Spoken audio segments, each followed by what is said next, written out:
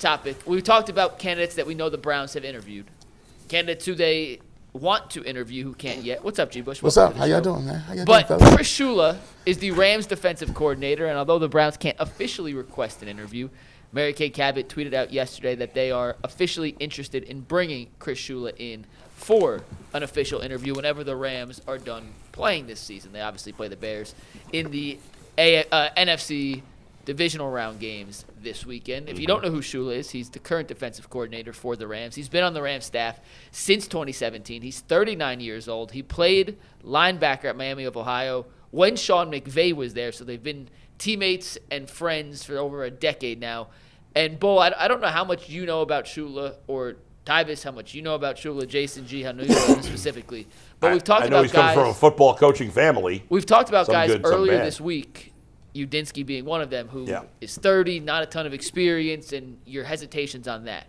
Does a guy like Schula with a resume of one like him, 39 years old, been in the league and with an NFL team since 2017, been the defensive coordinator for longer than a year, combine what you know with Schula and take the resume into consideration, is that more of the resume that would fit what you think the Browns actually need? I mean, like I said yesterday, ultimately, whoever the Browns hire, I'm going to give them a chance. Of course. I'm not going to write it off right away. Not for at least 6 months. Yeah, right. But, yeah, I mean, Shula's resume is a little better than I get it. Everybody saw a YouTube video of Udinsky talking about football, and he's a genius, and so now you're convinced he's the next Sean McVay. I just think about, folks, if you're at least 40 years old, think about where, and I'll bring it back to Chris Shula, but think about like what you were like at 30 and then what you were like at 40. I mean, I just don't understand how a 30-year-old with only really 3 seasons of coaching experience in the NFL and one as a coordinator where he didn't call plays how could that guy be a leader of men? I think that's so unlikely at 30 years old with that little experience. And if I'm Myles Garrett and they hire a guy to be the head coach that's younger than me, I'm like, what are we doing here? That being said, even with him, and that's, again, no knock at him at all. I just don't see how a guy that young, that little experience. Now, Schula's 10 years older. What if they did that to bring him in to be the OC?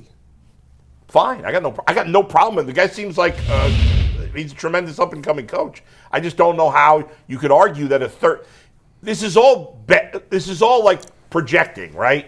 Like, no matter who even Harbaugh, who besides Tomlin, we'll leave Tomlin out of it because we assume he's not going to coach next year. So besides Tomlin, Harbaugh was clearly the top candidate, right? Mm-hmm. Is it a short thing he's going to have success with the Giants? No. Of course not. It's not a short thing anybody. How many times have we seen a coach? Look what Pete Carroll. It was great in Seattle. 1 year in the Raiders, total disaster. We knew that. We've seen this. John Gruden with the Raiders, second time around. Total disaster. We've seen it. Mike Holmgren here. I know he wasn't coaching, but total disaster. Just because, so it's all a guessing game. It's all playing the odds. And to me, the odds of a 30-year-old with that little experience being a successful head coach for an organization that's mostly been a failure is just ridiculously low, as opposed to somebody with more experience. It doesn't mean it couldn't happen. And Chris Shula has more experience. So yeah, on paper, Chris Shula seems to make more sense than Grant Udinsky. Doesn't mean he's definitely better. It just means on paper he's better. I mean, I look at it. He's a defensive coordinator, and you got a defensive coordinator that's here. So, you can't let that factor into who you're hiring. Well, no, I'm talking about in respect to defensive-minded head coaches. So if you're looking at the defensive-minded head coaches, I think he's a DC with the Rams, right? Yeah. So if you're going to hire or you're going to take a good look at this Chris Shula guy, I think you also have to take that and compare his resume to a guy in Jim Schwartz who was already here. So if you're like, okay, I don't know whether or not this guy could be a leader of men because of his age. I don't know if he's going to be a good fit.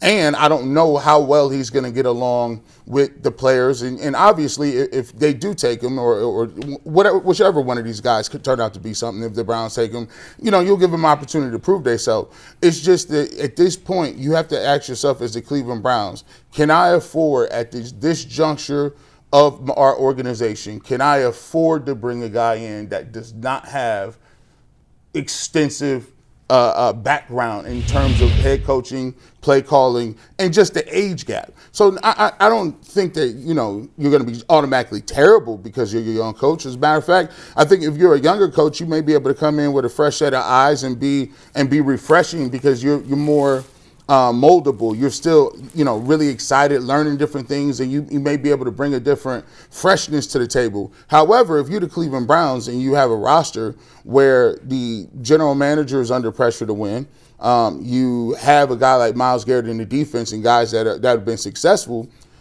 you have a little bit of pressure on you to say, okay, he may be good somewhere, he may be a great coach in 5 years, but can I afford to take a swing on a coach at this time in the juncture where we at and have him flame out or not be it? I will say, guys, before you jump in, that alone is part of the reason why they should have fired Andrew Berry, by the way. Because if Andrew Berry is making this decision and he's going to lean towards a more experienced coach just because he's afraid of getting fired, that's a bad way to hire people. No, he's leaning towards an experienced head coach because he feels it gives him a better opportunity to win football games. It may be the case, yes, but doesn't always work out that way. I don't think he's hiring a head coach trying to not get fired, but I think this is probably his one chance to lead. Yes. But at the same time, owners almost always pick the coach. I'm like, listen, did you hear Bisciotti? Yeah. Bisciotti's like, what do you say? Lamar has influence but not power. Yeah. This is my call. Like, he made no, and I was so refreshing to hear an owner. He's very honest, that guy. And that's part of the reason he never talks, is because he always, every time he talks, Jimmy he gets in is trouble. pretty honest, too. He is. When you're a billionaire, I'll give him that. who's gonna Say yell whatever at you you? want. Just do whatever It's you his want. team. Yeah. Ultimate, we can rip him all the way. It's still his team. But the coach almost always picks the head. The owner almost always picks the head coach. Yes. Almost always. Right. So you can be the GM and you can lead the search. It's the owner's call. He's going to make the final time. say. Yeah, he's Yes, the one you're writing right. the check. It's a good point. So- Tyvis, what do you got? What are your thoughts on Chris Shula? Both of you guys. My only thing is whoever they hire, they need to make sure that they get the respect of the players. I just think when I think about the Browns, I just think they lack people that hold them accountable, And I'm not talking about just like on the field. I'm talking about off the field as well, like practice habits and stuff like that, like falling asleep in meetings, like and stuff. Like I just, you got to be able to have a coach that's like, we ain't doing that here. That can nip that in. Like a guy that can step to Myles Garrett. Like if Myles Garrett was the one doing it, like step to Myles and make Myles say, "You right, I'm wrong," and that don't happen. And the thing is, like Mike McDaniel, he wouldn't get that done because Tua just stood up there and told you we having the meeting and nobody shows up to the meeting or show up late to the meeting. Yeah. So like that wouldn't work. Like this is basically everybody's gonna be a free fall. So it has to be a respectable figure that can get the respect of the players that's gonna fall in line. And that's, to me, like if Chris Shula's that guy, great. If Jim Schwartz is that guy, great. Like that's what I'm saying. Like to me, that's why when I hear some of these names, it's like the first thing I think about is, does Myles Garrett respect that guy, or is Myles going to really test the waters with that guy? And that's why, Tyvis, honestly, of the coaches that have coached before, Brian Flores is the only guy I feel that way agree. about. And the Browns are it's not going to happen. He's the exception. He's not the norm in I know. coaches today. I know. Okay, but I agree with everything you said, everything you just said. But here's why. These are grown men. Why can't grown men hold themselves accountable? You're and right. Be professionals? They should. I agree with you on that. But the Browns don't have good. They do not have if good veteran leadership. they letting me get away with it, That's just human nature. When you got 53 people in the locker room, everybody not going to do the right thing. It's just humans in general. Yeah. True, but if you have a good, and let's face it, the quarterback in most cases has got to be the leader. And if whether Shador ends up being good or not, he's a rookie, and he was not playing for most of the year, so there's no way you can expect him to lead yet. It doesn't matter. Like Peyton Manning was holding people accountable. Tom Brady was holding people accountable. Mahomes is holding people accountable. You got to do that. Guys like that, and so the players do have to lead to some degree. It's not a good locker room full of great veteran leaders. Like, it's just not. Yeah, the team's going to be fairly young next year, so that it's got to come from the coach sets the culture, the players execute it out. Couple things. Mike wants to move on. I think you're being too hard on Udinski just because of his age. I don't think you should hold it against him. It's more his lack of experience than his age. It would not be my first choice, I don't think. But I wouldn't get hung up on. I mean, half the roster is going to be first and second year players next year. So and in terms of Schula, Yeah. I mean, correct me if I'm wrong. I don't know that the Rams run a traditional 3-4 or 4-3. I can't think of it I off the don't- top. yeah. I feel like it's a 4. It's a hybrid. I would Yeah. call it more of a base 3-4. Yeah.